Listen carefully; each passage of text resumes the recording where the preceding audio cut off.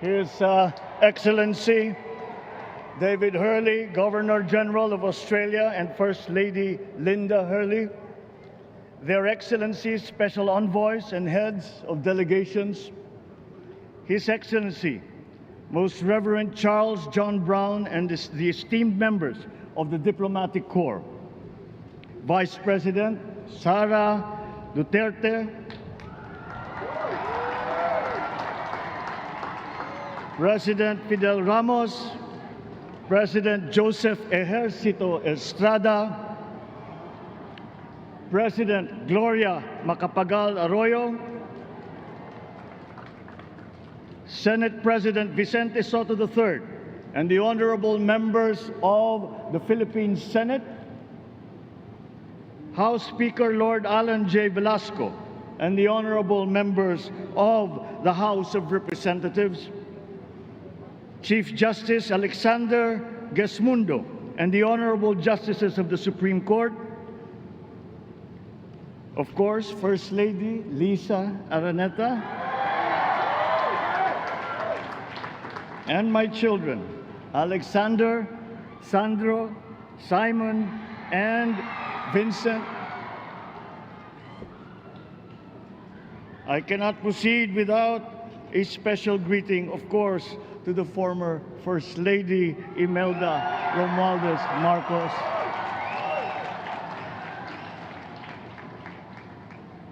other distinguished guests, ladies and gentlemen, my friends, ang aking minamahal na mga kababayan, magandang tanghali po sa inyong lahat. This is a historic moment for us all. I feel it deep within me. You, the people, have spoken, and it is resounding. When my call for unity started to resonate with you, it did so because it echoed your yearnings, mirrored your sentiments, and expressed your hopes for family, for country, and for a better future. That is why it reverberated and amplified as it did, to deliver the biggest electoral mandate in the history of Philippine democracy.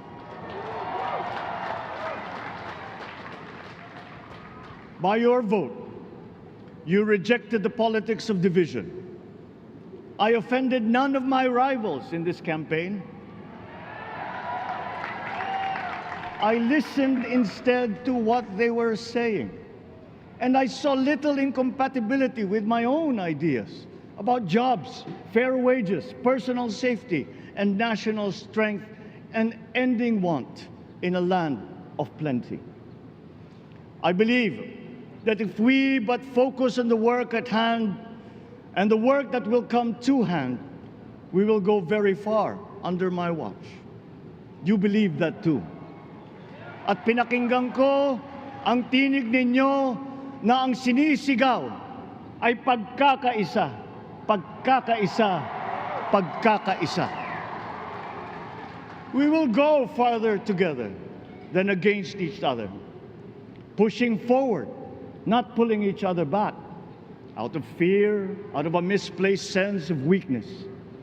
But we are the furthest from weak. The Filipino diaspora flourishes even in the most inhospitable climes, where they are valued for their quality. The changes we seek will benefit all and will shortchange no one. I was not the instrument of change. You were that.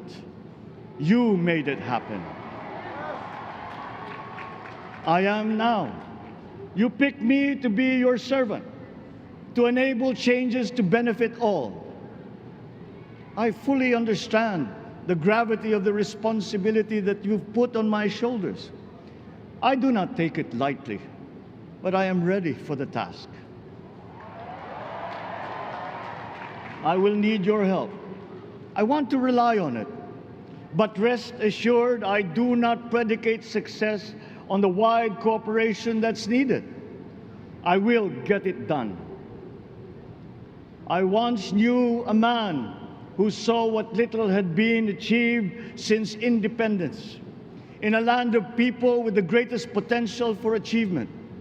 And yet, they were poor. But he got it done, sometimes with the needed support, sometimes without. So will it be with his son. You will get no excuses from me.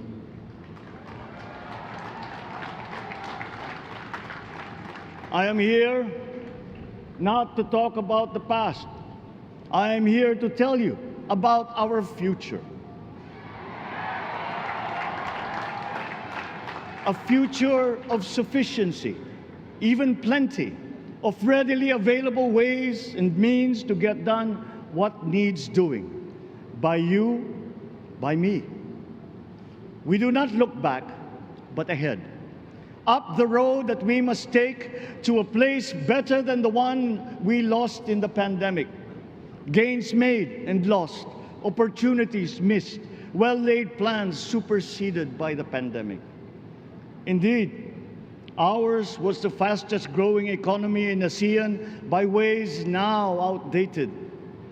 We shall be again by a radical change in the way the world must now work to recover what we have lost in that fire and move on from there. We face prospects of the spread of the war abroad, of which we are totally blameless. We seek friendship with all. But countries like ours will bear the brunt of it. And if the great powers draw the wrong lessons from the ongoing tragedy in Ukraine, the same dark prospect of conflict will spread to our part of the world. Yet, there is more out there. Like going forward by new ways of doing that the pandemic forces to adopt. A stronger resilience, quicker adaptability. They are our best prevention. They are our best protection. Quiet reflection in a rough and tumble campaign of a breadth and intensity never experienced revealed some of them, such as the willingness to listen despite the noise, the hesitation to quarrel over differences, and to never, ever give up hope of reconciliation. These gave me the peace to ponder deeper. There are hints of a road not taken that could get us out of here quicker, to something better, something less fragile.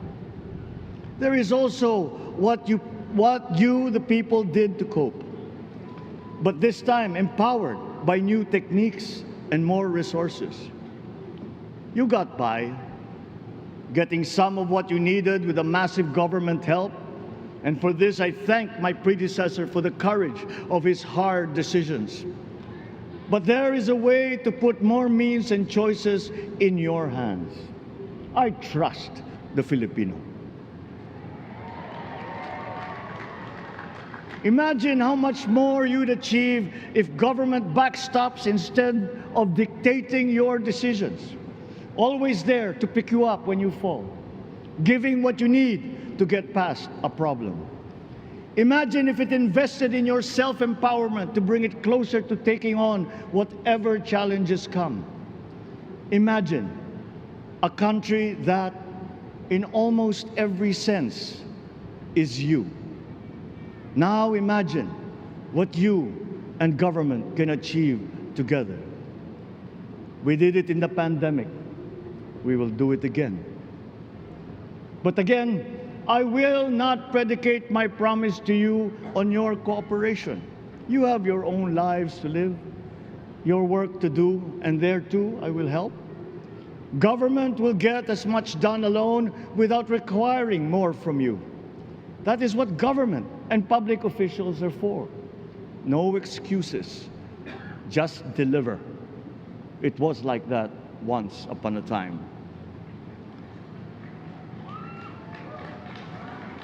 I did not talk much in this campaign. I did not bother to think of rebutting my rivals. Instead, I searched for promising approaches better than the usual solutions. I listened to you. I did not lecture you who has the biggest stake in our success. And the forthcoming State of the Nation will tell you exactly how we shall get this done. In this fresh chapter of our history, I extend my hand to all Filipinos. Come, let us put our shoulders to the wheel and give that wheel a faster turn to repair and to rebuild and to address challenges in new ways, to provide what all Filipinos need, to be all that we can. We are here to repair a house divided, to make it whole, and to stand strong again in the Bayanihan way, expressive of our nature as Filipinos. We shall seek, not scorn, dialogue. Listen respectfully to contrary views. Be open to suggestions coming from hard thinking and unsparing judgment. But always from us, Filipinos. We can trust no one else when it comes to what is best for us. Past history has often proven that. Solutions from outside divided us. None deepened our understanding. They were always at our expense. Never forget, we are Filipinos. One nation, one republic, indivisible. We resisted and never failed to defeat foreign attempts to break up our country in my father's watch. His strongest critics have conceded that. So let us all be part of the solution that we choose. In that lies the power to get it done. Always be open to differing views, but ever united in our chosen goal. Never hesitating to change it, should it prove wanting. That is how agile, resilient republics are made. Our future we decide today. Yesterday cannot make that decision anymore, nor can tomorrow delay it. The sooner we start, the surer and quicker the prospect of achieving our future. These are troubling times. What's happening to others can happen to us, but it will not. We see what's happening. We are witness to how it is being stopped, and we have seen the glory that crowns struggle against all odds. Giving up is not an option. We've been through times of bitter division, but united, we came through to this when it shall begin again, but better. The campaigns I've run have taken me here where I stand today. I listened to you, and this is what I have heard. We all want peace in our land. You and your children want a good chance at a better life in a safer, more prosperous country. All that is within reach of a hard-working, warm, and giving race. Your dreams are mine. Pangarap nyo ay pangarap ko. How can we make them come true? How can we do it together? But I will take it as far as anyone with the same faith and commitment can, as if it depended entirely on himself. Sa pangarap na maging mapayapa ang ating bansa, ang pangarap nyo ay pangarap ko. Sa pangarap na maging maunlad ang ating bansa, ang pangarap nyo ay pangarap ko. At sa pangarap na maging mas masinang ang kinabukasan natin at ng ating mga anak, ang pangarap nyo ay pangarap ko. We are presently drawing up a comprehensive, all-inclusive plan for economic transformation. We will build back better by doing things in the light of the experiences that we have had, both good and bad. It doesn't matter. No looking back in anger or nostalgia. In the road ahead, the immediate months will be rough, but I will walk that road with you. The pandemic ravaged bigger economies than ours. The virus is not the only thing to blame. What had been well built was torn down. we will build it back better. The role of agriculture cries for the urgent attention that its neglect and misdirection now demands. Food self-sufficiency has been the key promise of every administration. None but one delivered. There were inherent defects in the old ways and in recent ways too. The trade policy of competitive advantage made the case that when it comes to food sufficiency, a country should not produce but import what other countries make more of and sell cheapest. Then came Ukraine. The most vulnerable when it comes to food are the countries furthest away from the conflict, those bearing no blame for provoking it. Yet they face the biggest risk of starvation. If financial aid is poured into them, though it never is, there is nothing to buy. Food is not just a trade commodity. Without it, people weaken and die. Societies come apart. It is more than a livelihood. It is an existential imperative and a moral one. An agriculture damaged and diminished by unfair competition will have a harder time or will have no prospects at all of recovering. Food sufficiency must get the preferential treatment the richest free trade countries always gave their agricultural sectors. Their policy boils down to don't do as we do. Do what we tell you to. I am giving that policy the most serious thought if it doesn't change or make more allowances for emergencies with long-term effects. There is a parallel problem in our energy supply. Sufficient fossil fuel-free technology for whole economies has yet to be invented. And it is not seriously tried by rich countries. Again, consider the response of the richest countries to the war in Ukraine.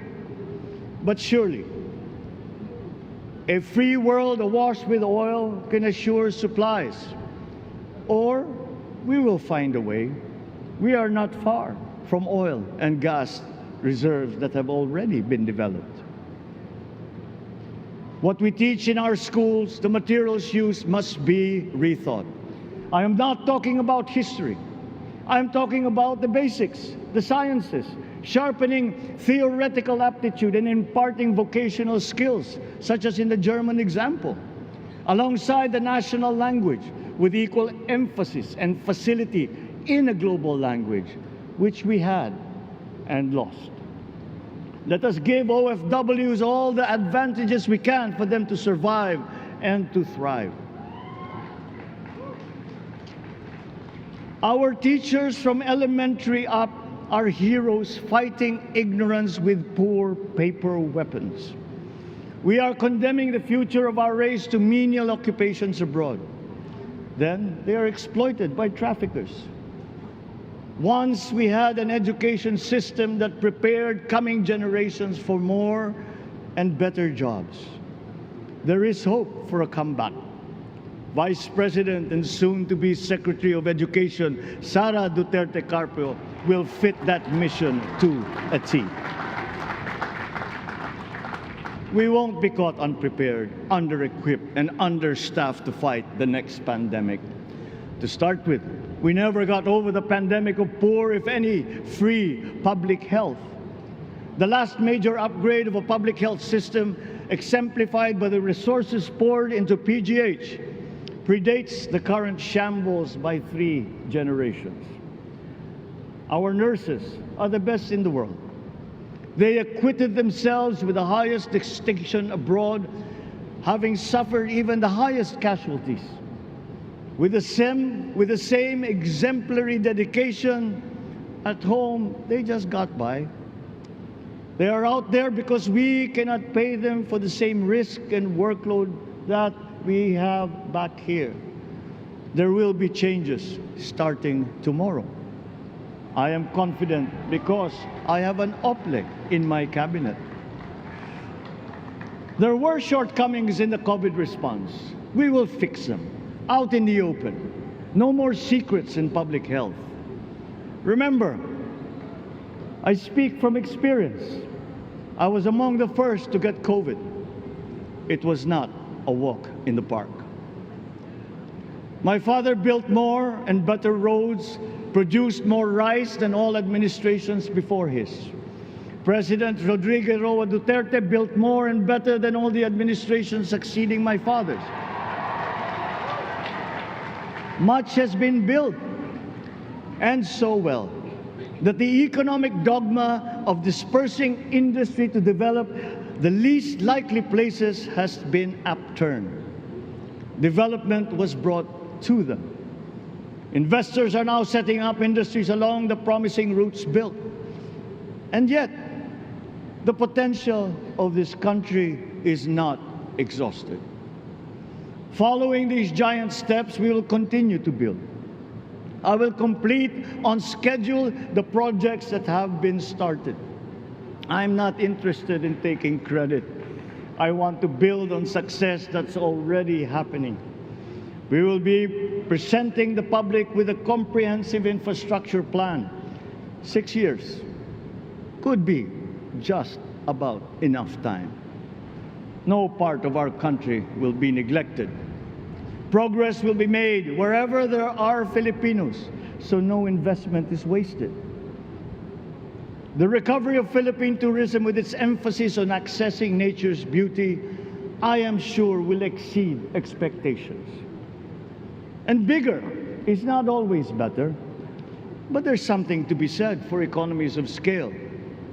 And yet the country invites investments in fast-rising industries with quick returns and inflicts irreparable damage for future generations. We have yet to see large-scale practical solutions to pollution, though some are beginning to emerge.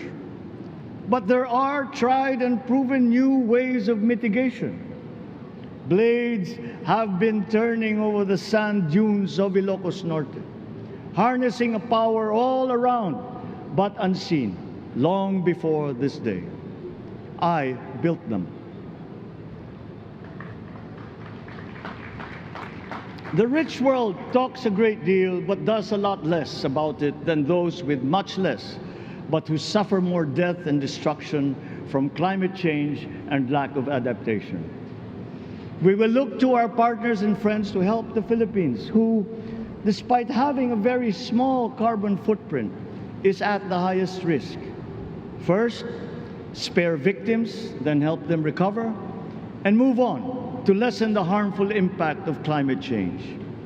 We too have our part to play. We are the third biggest plastics polluter in the world, but we won't shirk from that responsibility. We will clean up. You will not be disappointed, so do not be afraid. With every difficult decision that I must make, I will keep foremost in my heart and in my mind the debt of gratitude I owe you for the honor and responsibility that you have conferred on me. Whatever is in a person to make changes for the better of others, I lay before you now in my commitment. I will try to spare you. You have your other responsibilities to carry. But I will not spare myself from shedding the last bead of sweat or giving the last ounce of courage and sacrifice. And if you ask me why I am so confident of the future, I will answer you simply that I have 110 million reasons to start with. Such is my faith in the Filipino.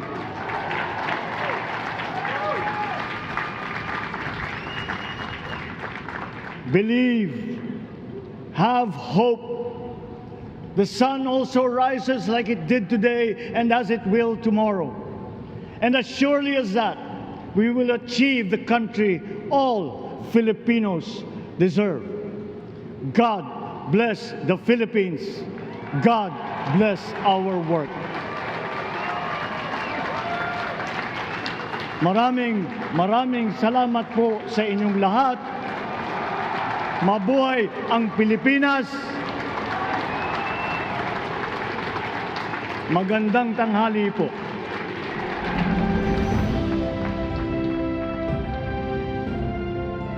Excellencies, ladies and gentlemen, the President of the Republic of the Philippines.